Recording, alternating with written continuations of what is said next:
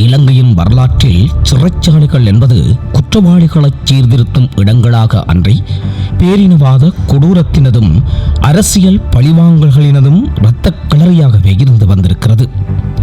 தமிழரசியல் கைதிகளுக்கு சிறை கம்பிகளுக்கு பின்னாலும் பாதுகாப்பு என்பது ஒரு பொய்க்கனவாகவே இருந்திருக்கிறது என்பதை வரலாறு பலமுறை நிரூபித்துள்ளது. பாதுகாக்க வேண்டிய சிறை அதிகாரிகளின் கைகளிலேயே அல்லது அவர்களின் கண் முன்னாலேயே கொடூரங்கள் அரங்கேறியுள்ளன.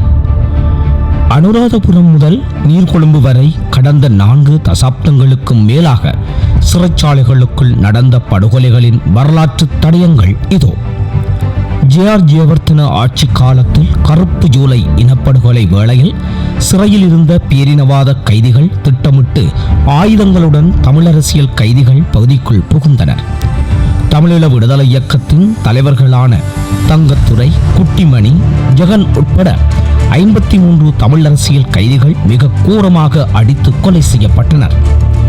திருமதி சந்திரிகா குமாரதுங்க ஆட்சி காலத்தில் களத்துறை சிறைச்சாலைக்குள் தடுத்து வைக்கப்பட்டிருந்த தமிழரசியல் கைதிகள் மீது சக கைதிகளால் திட்டமிட்ட வன்முறை ஏவப்பட்டு 3 தமிழரசியல் கைதிகள் சிறைக்குள்ளேயே அடித்து கொல்லப்பட்டனர்.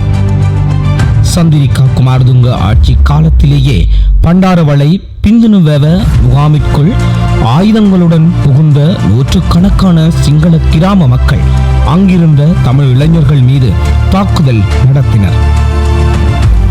உறக்கத்தில் இருந்த 27 தமிழ் இளைஞர்கள் மற்றும் அரசியல் கைதிகள் வெட்டியும் உயிருடனும் எரிக்கப்பட்டும் படுகொலை செய்யப்பட்டனர். முகாம் பாதுகாப்புக்கு நின்ற போலீசார் வேடிக்கை பார்த்ததாக குற்றம் சாட்டப்பட்டது. மகிந்த ராஜபக்ச ஆட்சி காலகட்டத்தில் தமிழ் அரசியல் கைதிகள் தங்களின் அடிப்படை உரிமைகளுக்காக போராடிய போது சிறை அதிகாரிகளும் அதிரடி படையினரும் காட்டு மிராண்டித்தனமாக தாக்கினார்கள். இச்சித்திரவதைகளால் திரு கணேசன் நிமலரூபன் சிறையிலேயே உயிரிழந்திருந்தார். படுகாயமடைந்த திரு மரியதாஸ், நவீஸ், தில்ருக்ஷன் என்போர் கோமா நிலையில் போராடி ஆகஸ்ட் 8ஆம் தேதியன்று உயிரிழந்திருந்தார்கள். மகிந்த ராஜபக்ச ஜனாதிபதியாகவும் கோத்தபாய ராஜபக்ச பாதுகாப்பு செயலாளராகவும் இருந்தபோது சிறைக்குள் நடத்தப்பட்ட துப்பாக்கிச் சூட்டில் 27 சிங்கள கைதிகள் கொல்லப்பட்டனர். இதனை போதைப்பொருள் மோதல் என அரசு நியாயப்படுத்தியது. ஆனால் அப்போது எதிர்க்கட்சியில் இருந்த ஜேவிபி அரசு படுகொலை சட்ட ஒழுங்கு சீர்குலைவு என கடுமையாக சாடியது. கோட்டாபாய ராஜபக்ச ஆட்சி காலத்தில் அப்போதைய ராஜாங்க அமைச்சர் லொகான் ரத்வத்தே மதுபோதையில் சிறைக்குள் அத்துமீறி நுழைந்து தமிழரசியல் கைதிகளை முழங்காலிடச் செய்து துப்பாக்கி முனையில் வைத்து கொண்டு விடுவதாக மிரட்டினார். இன்று ஜேவிபி ஆட்சி அதிகாரத்தில் உள்ள நிலையில் நீர்கொழும்பு சிறைச்சாலையில் சில மணி நேரங்களுக்குள் சுமார் 26 சிங்கள சிறை கைதிகள் மற்றும் அதிகாரிகள் கொல்லப்பட்டுள்ளனர். அன்று எதிர்க்கட்சியாக இருந்து வெளிக்கடை படுகொலையை எதிர்த்த ஜேவிபி இன்று ஆட்சியில் அமர்ந்ததும் அதே போதைப்பொருள் விவகாரம் என்ற பழைய விளக்கத்தையே முன்வைத்து நியாயப்படுத்துகிறது. அனுராதபுரம், வவுனியா, வெளிக்கடை, பிந்தனுவெவ, களுத்துறை என ஒவ்வொரு சம்பவத்திலும் ஒரு பொதுவான கேள்வி மட்டும் தசாப்தங்களாக தொடர்ந்து ஒலித்துக் கொண்டே இருக்கிறது.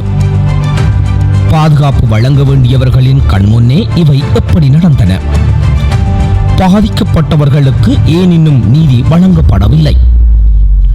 நாட்காலிகளும் ஆட்சிகளும் மாறினாலும் சிறைச்சாலைகளுக்குள் நிகழும் வன்முறைகளும் அதற்கு பின்னால் ஆட்சியாளர்கள் சொல்லும் அரசியல் சாக்கு போக்குகளும் மாறவே இல்லை என்பதே நிதர்சனம். எண்ணிக்கையில் சிறிய தேசிய இன மக்களின் உயிர்களுக்கு சமமதிப்பு அளிக்கப்படாத ஒரு நாட்டில் இவ்வாறான வன்முறைகள் மீண்டும் மீண்டும் நிகழ்வதை தடுக்க முடியாது. ஆட்சியாளர்களின் அரசியல் விளையாட்டுகளுக்கு மத்தியில் சிறைக்கம்பிகளுக்கு பின்னால் மடிந்து போவது என்றும் மாறாமல் அப்பாவி உயிர்களாகவே இருக்கிறார்கள் என்பதுதான் வரலாற்று துயரம். அடங்காப்பற்று தமிழன் யூடியூப் சேனலுக்காக ஈழப்பிரியன்.